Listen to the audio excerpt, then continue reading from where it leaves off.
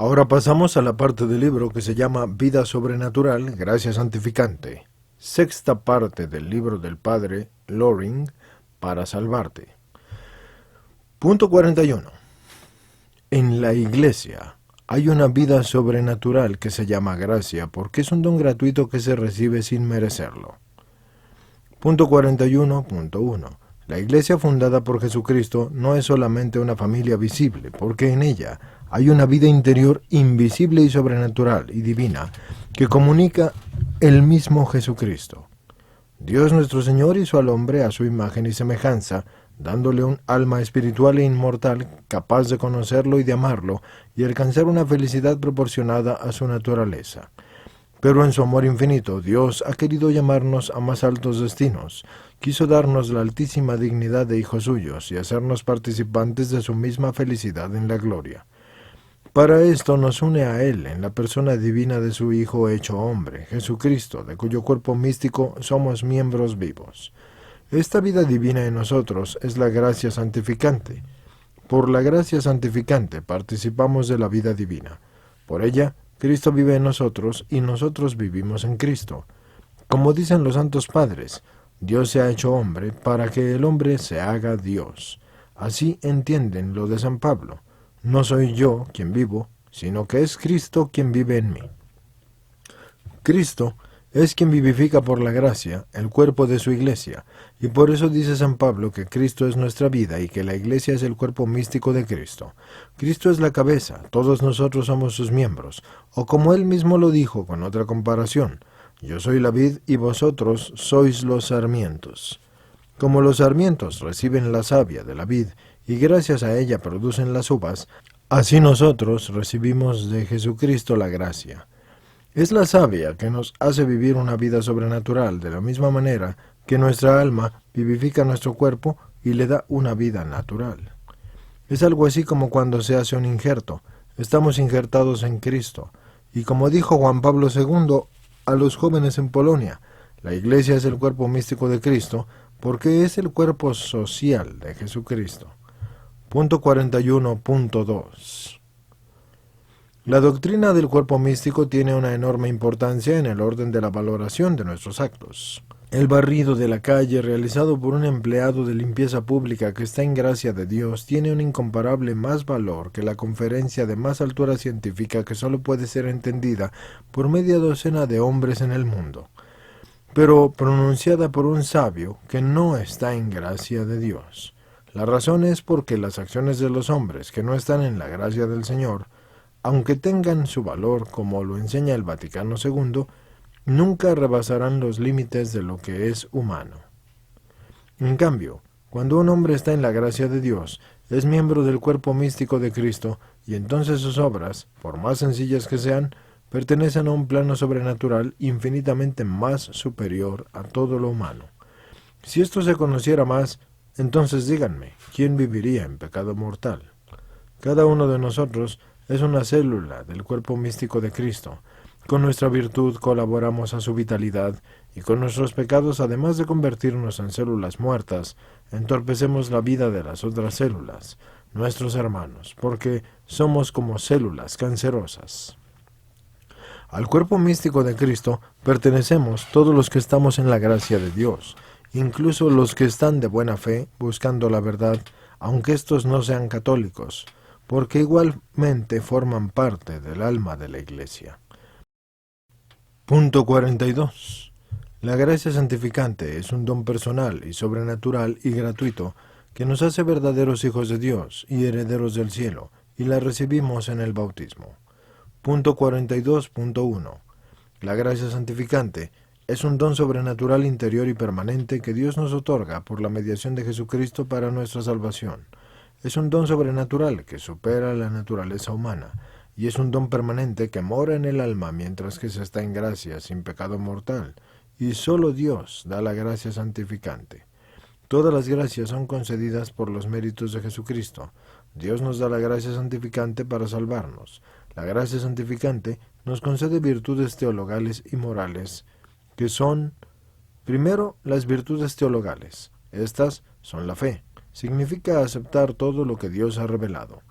La esperanza significa confiar en que Dios me ayudará a salvar mi alma. La caridad significa amar a Dios y al prójimo como a mí mismo. Luego vienen las virtudes morales, que son la prudencia. Esta sirve para ver lo que conviene en el orden a la salvación eterna.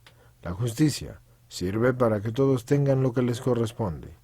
La fortaleza sirve para afrontar las dificultades, y la templanza sirve para moderar los placeres. La gracia santificante es una cualidad que hace subir de categoría al hombre, dándole como una segunda naturaleza superior. Es como una semilla de Dios. La comparación es de San Juan. Desarrollándose en el alma produce una vida que es en cierto modo divina, como si nos pusieran en las venas una inyección de sangre divina. La gracia santificante es la vida sobrenatural del alma y se llama también la gracia de Dios.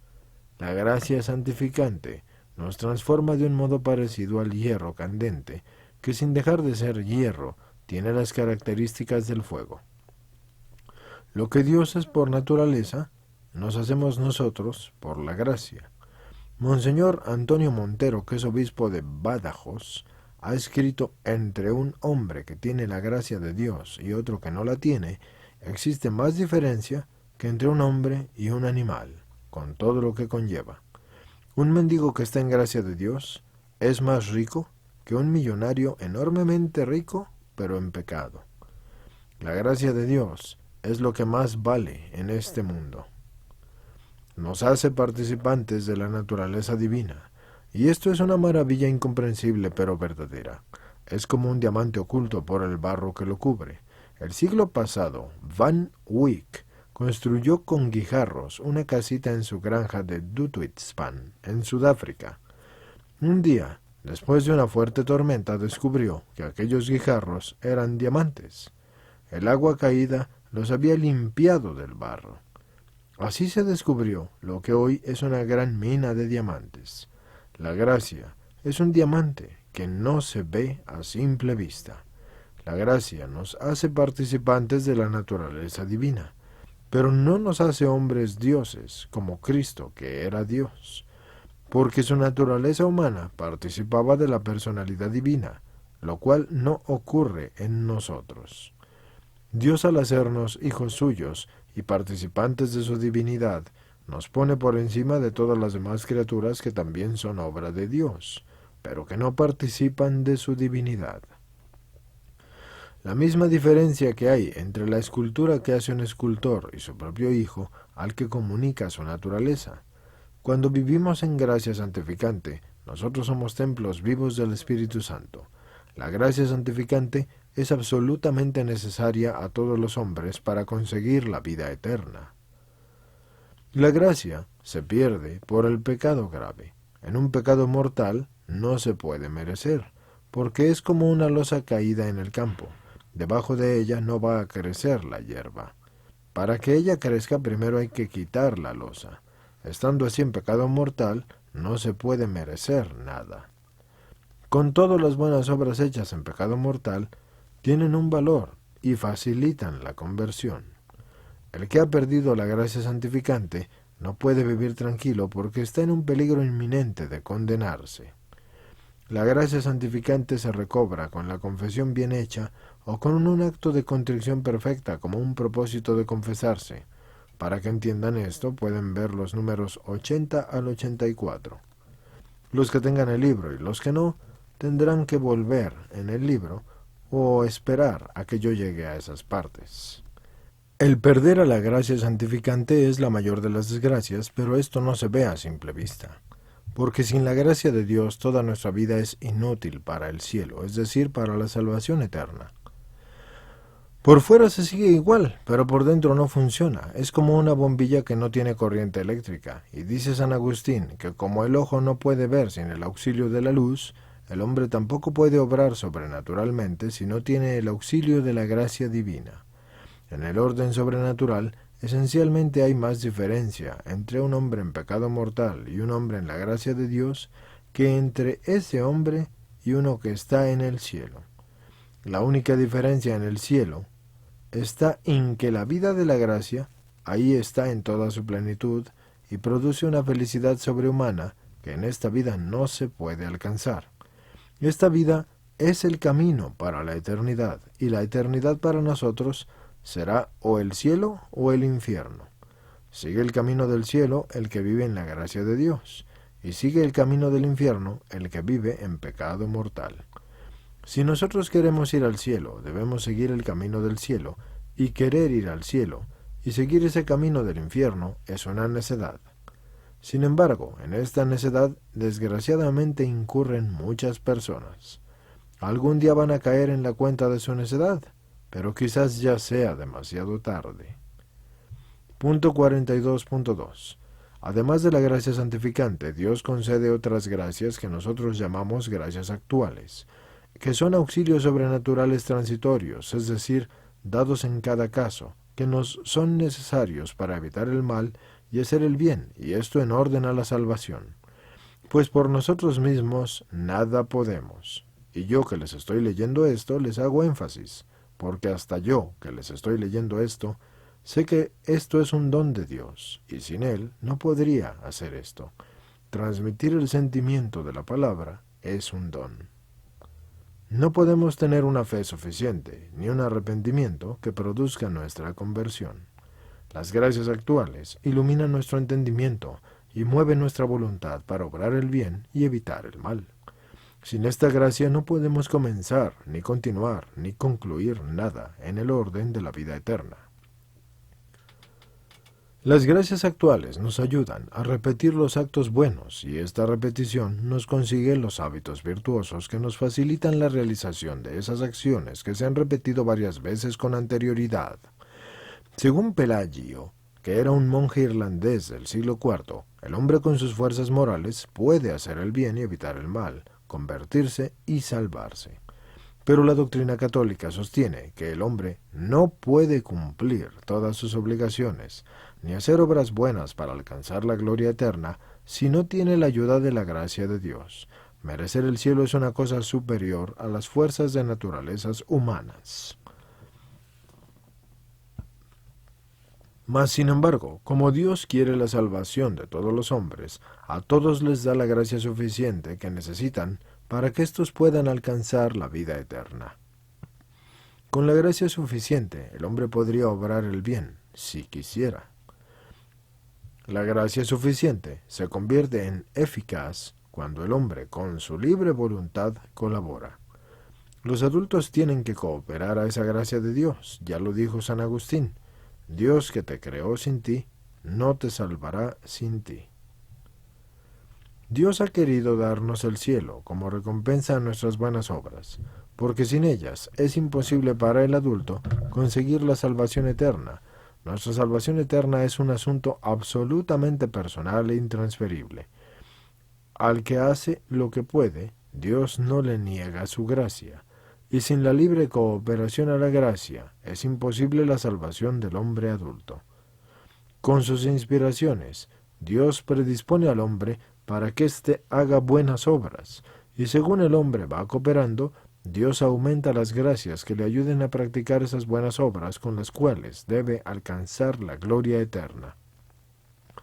Es tan grande la bondad de Dios con nosotros, que Él ha querido que sean esos méritos nuestros todo lo que es don suyo. Eso quiere decir, señores, que todo don que nos viene de Dios, por su infinita bondad del Señor, a pesar de que sabe que el don es suyo y que nosotros nada podemos, nos confiere todos sus méritos como si nosotros los hubiésemos hecho.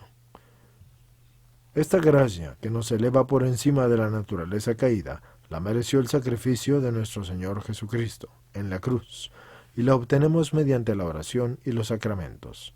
Deben ver los números 95 y 97 para esto los que tengan el libro, y los que no esperar a que yo llegue ahí. Punto 43. Empezamos a vivir la vida de la gracia con el sacramento del bautismo. Punto 43.1. Cuando nacemos a la vida natural, nosotros nacemos muertos a la vida de la gracia, porque nosotros nacemos con el pecado original. El pecado original solo se lava con el bautismo, y el bautismo es como un segundo nacimiento, porque es un nacimiento a la vida sobrenatural. Dios creó a nuestros primeros padres en el estado de gracia, y Dios, en señal de su soberanía, les dio un mandato para que ellos, cumpliéndolo, mostraran su aceptación, porque Dios quería probar su fidelidad. Ellos, cediendo a la tentación del demonio, desobedecieron. Puesto que el fin propio del precepto era probar la obediencia, no podemos medir la gravedad de la culpa por la acción exterior en que se manifiesta. El hombre creado por Dios en la justicia, sin embargo, por la instigación del demonio, en el mismo comienzo de la historia, abusó de su libertad levantándose contra Dios. Este pecado de desobediencia fue el pecado original. Así se llamó porque fue el primer pecado que se cometió en la tierra. En los principios de la humanidad, dice San Pablo que Adán introdujo el pecado en el mundo.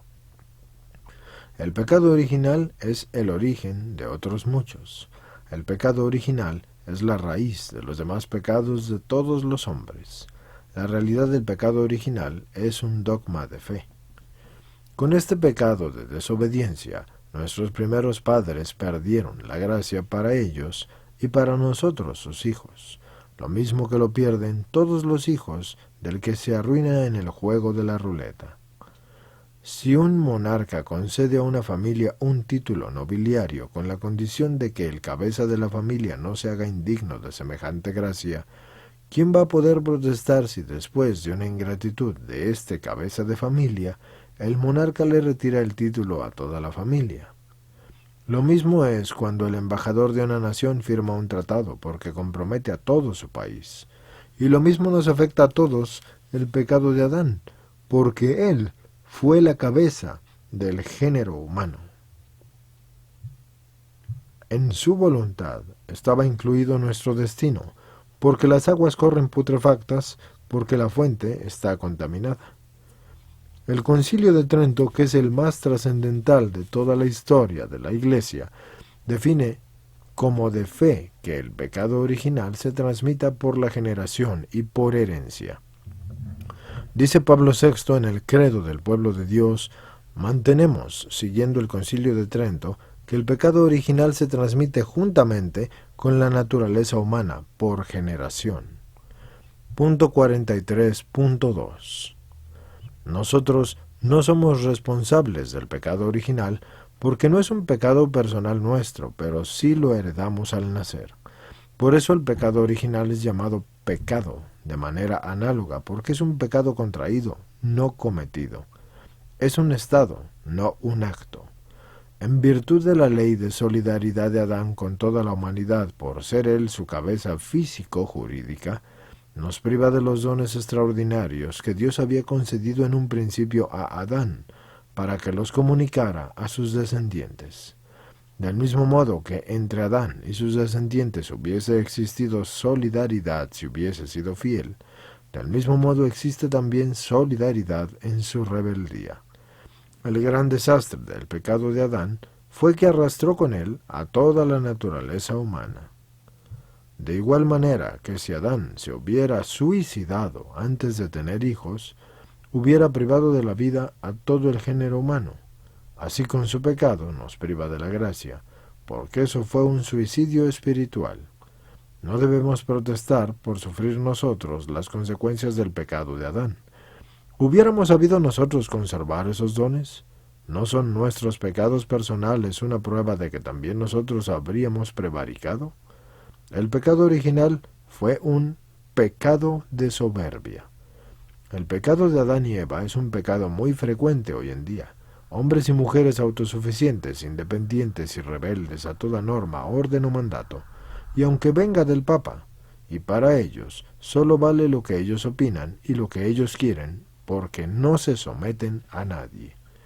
Quieren ser ellos los que deciden lo que es bueno y lo que es malo, y quieren ser como dioses, y ese fue el pecado de Adán y Eva. Punto 43.3. Antes de pecar, el demonio dijo a nuestros primeros padres que si pecaban, serían como dioses. Ellos pecaron y se dieron cuenta del engaño del demonio, y con esto el demonio logró lo que pretendía: derribar a Adán de su estado de privilegio. El demonio es el padre de la mentira, y Eva fue seducida por él. El que peca se entrega al espíritu de la mentira. En la medida en que somos pecadores, somos mentirosos, porque el pecado es el abandono de la verdad, que es Dios. Se abandona, por tanto, a Dios por la mentira. El demonio también nos engaña a nosotros en las tentaciones, presentándonos el pecado muy atractivo, y luego siempre quedamos desilusionados y con el alma vacía y con ganas de más. Porque el pecado nunca sacia. Pero el demonio logra lo suyo, encadenarnos al infierno. El demonio nos tienta, induciéndonos al mal, porque nos tiene envidia porque podemos alcanzar el cielo que él, por su culpa, perdió. Todas las tentaciones del demonio se pueden vencer con la ayuda de Dios, porque el demonio es como un perro encadenado que puede ladrar, pero solo puede morder al que se le acerca. En el estado de pecado original, el hombre carece de la gracia y amistad de Dios, y su libertad está debilitada e inclinada al mal, y no podemos ser totalmente dueños de nosotros mismos y de nuestros actos. La vida de la gracia que empieza con el bautismo necesita respirar para no ahogarse, lo mismo que la vida del cuerpo, que si no se tiene aire para respirar también se ahoga. Dice San Agustín que la respiración de la vida del alma es la oración. La oración. Punto 44. Orar es hablar con Dios nuestro Padre Celestial para adorarlo, alabarlo y darle gracias y pedirle toda clase de bienes. Punto 44.1. Orar es hablar con Dios para manifestarle nuestro amor y tributarle el honor que se merece, agradecerle sus beneficios y ofrecerle nuestros trabajos y sufrimientos, y pedirle consejo y confiarle a las personas que amamos y los asuntos que nos ocupan y que nos preocupan, y desahogarnos con él. Habla a Dios con sencillez y naturalidad, háblale con tus propias palabras, porque se puede orar con fórmulas ya hechas o espontáneas, y también repitiendo siempre la misma frase. La oración es una conversación, y sabemos muy bien que se puede conversar de distintas maneras. Algunas veces la conversación es un simple intercambio de palabras, con todo lo que conlleva. Pero la conversación profunda se da cuando intercambiamos pensamientos, lo que tenemos en el corazón y nuestros sentimientos, y cuando intercambiamos nuestro yo. Podemos hablar con Dios de nuestras alegrías, penas, éxitos, fracasos, deseos, preocupaciones, etc. Es lo mismo que el trato entre las personas, porque éste fortalece la amistad humana, y el trato con Dios entonces fortalece la amistad con Él. Durante el día, deberíamos elevar al cielo los pensamientos como saetas salidas de nuestro corazón. Para hablar a Jesús no hay como acudir al Evangelio, con la misma naturalidad que todos usaban con él y que le exponían sus necesidades. Cualquier situación nuestra tiene su exponente en el Evangelio. Señor, que vea, le decía el ciego. Dame de esa agua para que yo no tenga más sed, le pedía la samaritana. Señor, enséñanos a orar, le decían los discípulos. Sálvanos, Señor, que perecemos, le gritaron los apóstoles en la barca que se hundía. Señor, mándame ir a ti, le pidió Pedro. Señor, ten compasión de mí, que soy un pecador, murmuraba el publicano. Señor, si quieres, puedes limpiarme, le suplicaba humilde el leproso. Mira que tu amigo a quien tanto quieres está enfermo. Manda a decirle Marta. Aumentanos la fe, le pidieron los discípulos. Acuérdate de mí cuando estés en tu reino, le suplicó el ladrón. Señor, danos de ese pan, le pidieron los oyentes cuando prometió la sagrada Eucaristía. Señor, tú sabes que yo te quiero, le protestaba Pedro. Mira a Jesús, que no tienen vino, le dijo María. Charles de Foucault decía, orar es pensar en Dios amándolo, sin ninguna duda, y no hay descripción más corta y más precisa de lo que es la oración. ¿Por qué orar? Porque yo creo en Dios y sé que Dios me ama y deseo decirle que yo lo amo. Por eso la oración incluye, primero, la adoración, porque ese es el reconocimiento de la grandeza y la majestad de Dios. Segundo, la alabanza a su infinita bondad y misericordia. Tercero, el ofrecimiento incondicional a realizar la voluntad de tan altísimo Señor. Cuarto, la súplica del perdón y el reconocimiento de la pequeñez del que ora. Quinto, la acción de gracias por tantas bendiciones y favores recibidos. Sexto, la petición humilde de la ayuda de la gracia y del favor de Dios para tantas necesidades. Para hablar con Dios no es necesario que se pronuncien palabras materialmente hablado, porque se puede hablar también con el corazón. Dios tiene miles de millones de formas de comunicarse y también dotó al alma de muchísimas formas de comunicarse con Él y hacer oración. Orar con palabras es una oración vocal, pero también se puede orar meditando textos de la Biblia, reflexionando sobre ellos, y también se puede orar contemplando a Dios y estando con Él en el silencio y el amor. La oración no se aprende, sale sola. Lo mismo que no se aprende a reír o a llorar. La oración sale espontáneamente del corazón que ama a Dios. Se ora saludando a Dios, dándole las gracias, pidiéndole perdón, solicitándole ayuda, manifestándole el amor, y todos los etcéteras. Muchas personas creen que orar es difícil y están muy equivocadas. Orar es tan fácil como hablar con una persona a la que tú amas. Y para amar no hay que decir nada, porque basta que estés al lado de esa persona, pero también se puede repetir el te quiero, y también palabras de alabanza, de agradecimiento, de petición, de misericordia, etc. Esto no es difícil.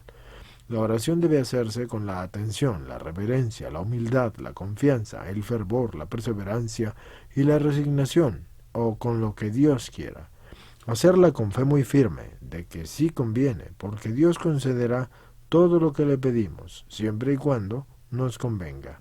No podemos nosotros anteponer nuestra voluntad a la voluntad de Dios, porque además de irreverente y absurdo, sería completamente inútil y estéril. Dice San Pablo que oremos sin cesar, y San Agustín nos da la solución cuando dice, oren con el deseo, aunque la calle sea silencio, y aunque la lengua no diga ni una palabra. Si tú deseas amar, ya estás amando, porque tu deseo es en sí mismo oración. Si tú deseas siempre, entonces tu oración es siempre. La perseverancia en la oración es fundamental, porque Dios ya sabe todo lo que deseamos, pero Él quiere que se lo pidamos, aunque a veces nos haga esperar. Santa Mónica tardó 30 años en conseguir la conversión de su hijo, San Agustín. Es necesario orar, y orar mucho y a menudo, porque Dios así lo quiere y así lo manda. Él dice, pedid y recibiréis. Y es necesario orar siempre y no desfallecer, pero además porque ordinariamente Dios no concede las gracias espirituales y materiales si no se las pedimos. Ojalá que te acostumbraras a tener tus ratos de charla con nuestro Señor en el sagrario. Por lo menos no dejes de rezar todos los días las oraciones que yo te pongo en los apéndices. Pero yo te advierto que la oración bien hecha no es la recitación de plegarias que se repiten distraídamente solo con los labios. La verdadera oración pone siempre en movimiento el corazón. Dice Santa Teresa que orar es un trato amoroso con Dios, y no pedimos para obligar a Dios que cambie sus planes, porque eso en sí mismo es imposible. Tampoco para informarle de todo lo que necesitamos, porque siendo Dios, Él ya lo sabe. Ni tampoco para convencerlo o para que nos ayude, porque Él desea esto más que nosotros mismos. Nosotros le pedimos porque Él quiere que lo hagamos, para así colaborar con Él en lo que Él quiere concedernos, pero también porque si no pides, no tienes la confianza. Dios lo sabe todo, y aún así Él pregunta. Dios lo sabe todo, y aún así nos hace pedir. Dios ha determinado el concedernos algunas cosas a condición de que se las pidamos bien, o sea, vinculándolas a nuestra oración. Pero si nosotros no las pedimos, entonces nos quedaremos sin ellas, porque no se trata de que Dios cambie su voluntad, sino de que nosotros cumplamos la condición que Él ha señalado para concedernos tales gracias. La doctrina católica enseña. Primero nos enseña que para salvarnos nos es necesario orar. Segundo, que si no oramos, no vamos a poder permanecer mucho tiempo sin pecado. Tercero, que aún para muchas cosas humanas es muy necesario o conveniente la oración. Cuarto, que si frecuentemente oramos pidiendo a Dios nuestra salvación, seguro que nos salvamos. Dice San Pablo que con la oración se pueden vencer todas las tentaciones. Si nosotros pedimos bien una cosa necesaria para nuestra salvación, la eficacia es segura. Y dice Santo Tomás que la oración es infalible, si se pide bien algo necesario para la salvación eterna. Si pedimos la salvación de otro, la eficacia depende de la libre voluntad del otro. Pero nuestra oración sí que le conseguirá gracias de Dios para facilitar que Él se incline hacia el bien. Pero no solo pedir, porque también hay que alabar, adorar a Dios y saber agradecer. Más vale rezar poco y bien que mucho y mal. Si por dedicarte a largos rezos vas a hacerlos de una forma distraída y rutinaria, entonces mejor reza la mitad o la cuarta parte. Pero entrega tu corazón, concéntrate, piensa lo que haces. Glorifica más a Dios, así vas a enriquecer más tu alma, con un acto intenso de fervor, que con 1000 remisos y superficiales y rutinarios. Todos deberíamos dedicar algún momento del día a hacer actos internos de amor de Dios, y en estos breves instantes se puede merecer más que en el resto de toda la jornada. El momento más oportuno para hacerlos es después de comulgar y al acostarse. Hay que pedirle a Dios la gracia eficaz para hacer con mucho fervor esos actos de amor. Por otra parte, el buen hijo nunca se avergüenza de su padre. Dios es mi padre, pero también es mi creador. Ningún padre es tan padre como el que es padre, pero también creador de sus hijos. Es una ingratitud regatearle a Dios las manifestaciones de amor y reverencia. Solía decir el emperador Carlos V que nunca es el hombre más grande que cuando está de rodillas delante de Dios. Los animales nunca rezan. Punto 44.2. Convendría que cada familia fijara un mínimo de rezo en común. Este podría ser, número 1, leer un trozo del Evangelio, que de cuando en cuando deben comentar entre todos. Punto número 2, darle gracias a Dios antes de comer, y por poderlo hacer, y además pedirle que nunca nos falte lo necesario. En los apéndices tienes una oración para bendecir tu mesa. Punto número 3, rezar un misterio del rosario cada día. Al menos se podrían aprovechar los desplazamientos del fin de semana para rezar un rosario entero o algún misterio suelto. ¿Se dan cuenta, señores? Este sacerdote nos da la manera más simple de rezar el rosario porque somos tan pobres que no rezamos el rosario, o muy pocos lo hacemos.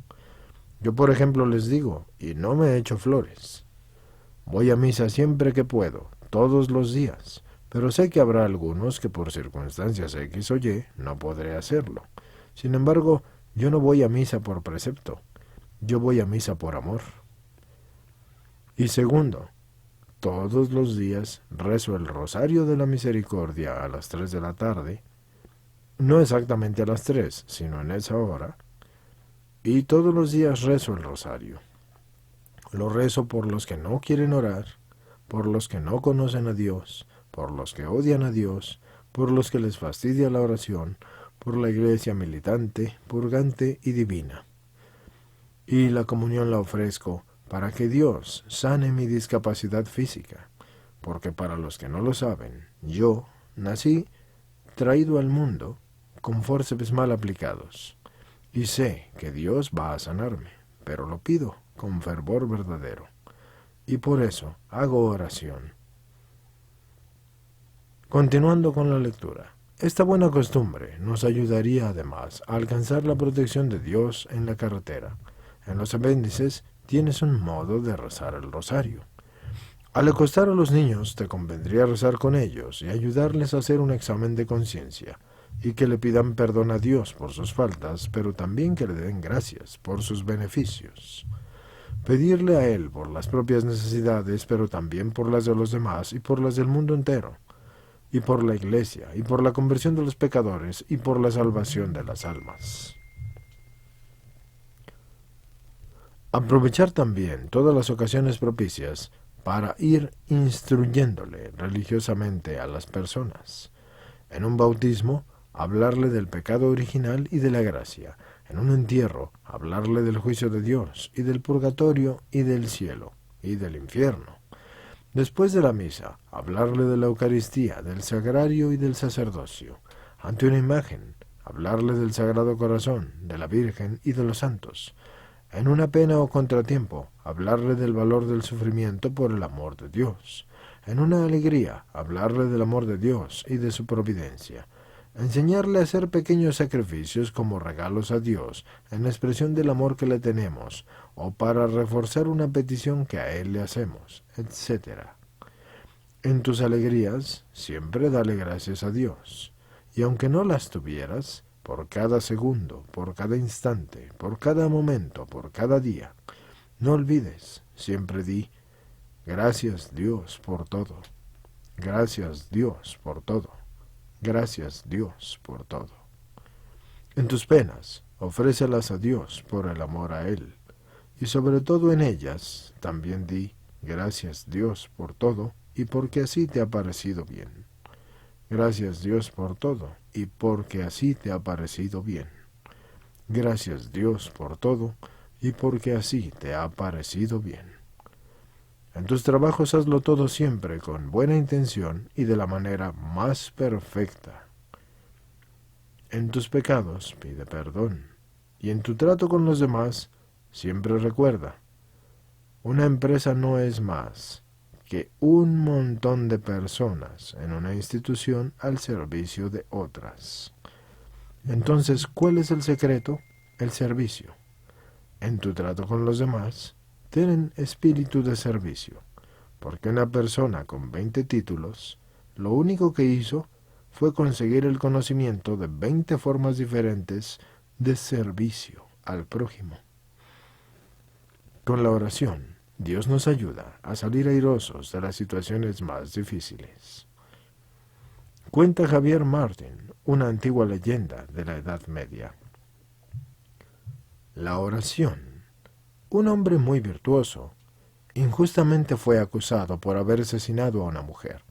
En realidad el verdadero autor era una persona muy influyente de ese reino.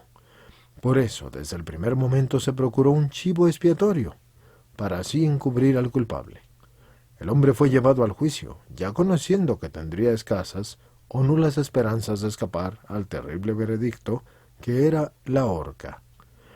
El juez, que había sido comprado, cuidó no obstante de dar todo aspecto de que fuera un juicio justo, y por esto dijo al acusado, conociendo tu fama de hombre justo y devoto del Señor, vamos a dejar en manos de Él tu destino. Vamos a escribir en 2 papeles separados las palabras culpable e inocente. Tú vas a escoger, y la mano de Dios será la que decida tu destino. Por supuesto, el mal funcionario había preparado 2 papeles que decían lo mismo, culpable. Así que la pobre víctima se encomendó a Dios y se dio cuenta que el sistema propuesto era una trampa, así que no había escapatoria. Pero Dios le inspiró la solución. Tomó uno de los papeles doblados y se lo tragó. El juez, indignado, dijo, «¿Y ahora cómo vamos a saber el veredicto?» «Es muy sencillo», respondió el hombre. «Es cuestión de leer el papel que queda, y sabremos lo que decía el que me tragué». Tuvieron que liberar al acusado, y así jamás volvieron a molestarlo. Por más difícil que se nos presente una situación, nunca dejemos de buscar la salida, pidiendo ayuda a Dios, porque recuerden, lo que imposible es para todas las criaturas, y me refiero a todas las criaturas porque son criaturas, es y siempre será posible para Dios. Punto 44.3. La oración es fundamental para la práctica de la religión, pero también lo es para el mejoramiento del alma, del espíritu, de la voluntad y para la verdadera libertad. Tiene su punto de partida la oración en la fe, porque cobra vuelo en el diálogo con Dios y culmina en la entrega del amor. Nuestro maestro de oración es Jesucristo, y todo lo que conlleva que nos enseñó. Porque Jesús oraba asiduamente, irreverentemente y piadosamente. Siempre que él quería obtener un milagro, siempre que quería dar un ejemplo, siempre que quería hacer algún portento, a pesar que es el Hijo de Dios, y que su naturaleza divina nunca se apartó de la humana, nunca hizo nada sin antes hacer una oración. No hacía una oración en el momento, ni su oración era el momento. Él mismo era oración. En la oración de Jesús se destaca sobre todo la actitud reverente y la confianza filial, y el amor a todos los hombres y a todas las criaturas, y su adhesión a la voluntad de Dios. Jesús le dio a sus discípulos orientaciones y consignas en orden a la práctica de la oración con todo lo que conlleva, e insistió en la necesidad de orar y de orar con perseverancia. Atendió al espíritu que debe de animar la oración, porque la oración es un diálogo en el que Dios llama al hombre a su amistad y le ofrece la salvación.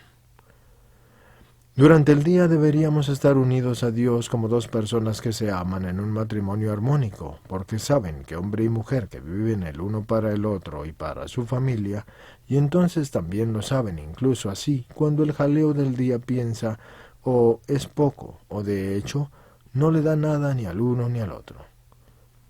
Cuando uno piensa en el otro, siempre se tendrá unión, pero cuando no se piensa en el otro, se comenzará la desunión. La relación del amor existe de continuo y da color y da calor a todas las actividades de todos los cónyuges y también del prójimo. La orientación a la mujer que amas va a ayudar al hombre a hacer día tras día su trabajo, que con frecuencia sería aburrido, pero lo que no lo hace aburrido es el amor de por quien lo hace. Sabe al fin y al cabo para quien trabaja.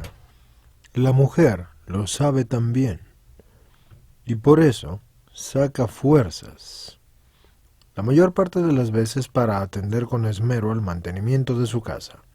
Ambos viven en la atmósfera de la unión, aunque los momentos en que conscientemente se ocupen uno del otro sean escasos. Viven el uno para el otro, y este existir el uno para el otro forma la mayor parte del tiempo del trasfondo oculto ante el cual transcurre su vida. En un matrimonio de ese estilo, tienen lugar de vez en cuando celebraciones espontáneas, en las que todo lo que está ahí, inadvertido, pero real, se expresa de una manera explícita y se eleva de ese trasfondo a una vivencia de primer plano con todo lo que conlleva. La vivencia de lo que está en el trasfondo y la vivencia de lo que está en primer plano no se opone, sino que se superpone y se complementa. Esto se puede aplicar a nuestro amor a Dios. Punto 44.4. El valor de la oración. El valor de la oración es muy grande. Con ella trabajamos más que nadie en favor del prójimo y convertimos más pecadores que los propios sacerdotes y curamos más enfermos que los médicos. Defendemos a la patria mejor que los mismos soldados porque nuestra oración hace que Dios ayude a los soldados, a los médicos, a los sacerdotes, para que Dios a través de ellos se consiga todo lo que es mejor para cada criatura, todo lo que más conviene según su divina providencia, su santa, sabia y perfecta voluntad. Y si la voluntad y el corazón de ellos no está de acuerdo con la voluntad de Dios, aún así el Señor mueve los corazones para que se consiga lo que pretenden de acuerdo con su santa ley y de acuerdo con la oración. Dice la Madre Angélica, podéis conseguir más con la plegaria que con $1,000,000,000. Yo recomiendo que vean mi video, Cómo cambiar el mundo, el poder de la oración. No hay que confundir la oración cristiana con el zen o con el yoga, porque hoy están muy de moda esas prácticas de meditación oriental como el zen y el yoga, pero esas prácticas implican riesgo para los católicos.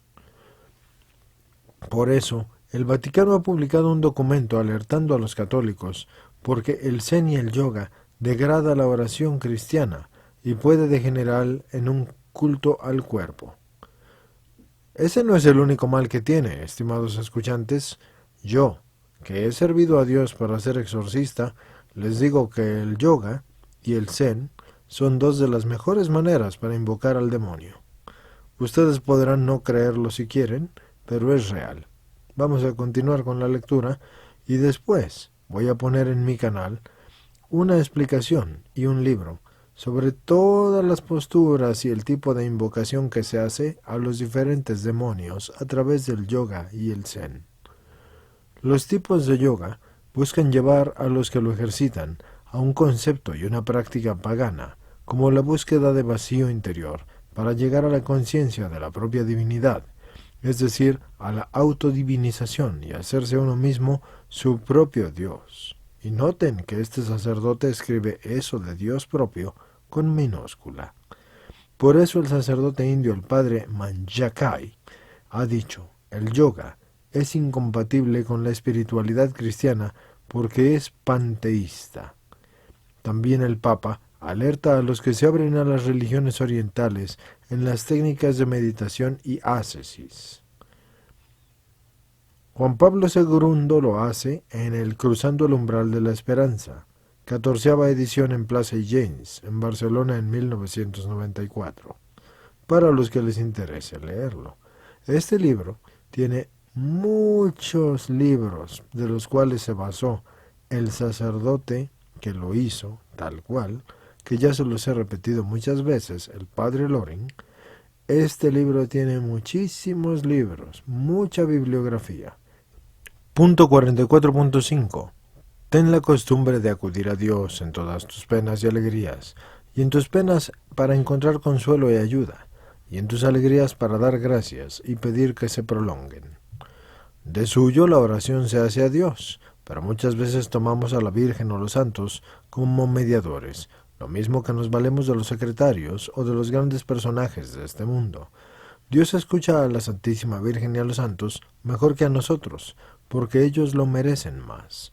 Dios conoce nuestras necesidades y las remedia, muchas veces sin que se lo pidamos. Pero de ordinario quiere que acudamos a Él, porque con la oración practicamos muchas virtudes, como la adoración, el amor, la confianza, la humildad, el agradecimiento, la conformidad, etc. La eficacia de la oración y su necesidad no es por el influjo que ejerce en Dios, sino en el que ora. Dios siempre está dispuesto a colmarnos de gracias, pero nosotros en cambio no siempre estamos dispuestos a recibirlas. La oración nos hace aptos para esto. Por eso nunca debes cansarte de pedir a Dios lo que necesitas. Y no es que Dios desconozca lo que necesitas, ni lo que yo necesito, pero sí que quiere que acudamos a Él. Si no te concede algo o no me lo concede, entonces será o porque no se lo pides bien, o porque no te lo mereces, o porque no te conviene. En ese caso, me va a dar otra cosa, pero la oración que sube al cielo nunca volverá vacía. Como una madre que cuando un niño le pide un cuchillo con el que se pueda cortar, no se lo da, pero sí le da un juguete. Y en caso de que en los planes de Dios esté dejarnos una cruz, nos va a dar las fuerzas para llevarla. Por eso dijo San Agustín, Señor, dame fuerzas para hacer lo que me pides, y pídeme lo que quieres. Está bien por eso que Dios nos ha dado la inteligencia y que tengamos nuestros puntos de vista, con tal de que nos olvidemos de que también Dios tiene sus puntos de vista y tiene su infinita inteligencia.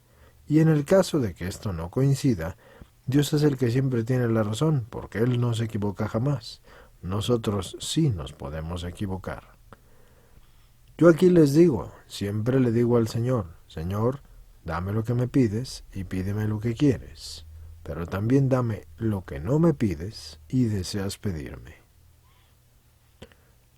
Continuando con la lectura, mucha gente le pide a Dios que le toque la lotería porque suponen que eso les conviene, pero no siempre es así. A una familia le tocó la lotería y con ese dinero se compraron un barquito en su primera salida, y así naufragó el barquito y se ahogaron el padre y 3 hijos. A uno le tocó también la lotería en Alicante y con ese dinero se hizo una operación para adelgazar. Esa operación le costó la vida y murió por operarse. Así que en nuestras peticiones se sobreentiende siempre la condición de si es bueno para la salvación eterna. Hay una cosa que ciertamente Dios siempre está deseando concedernos, y eso es en cuanto se la pidamos.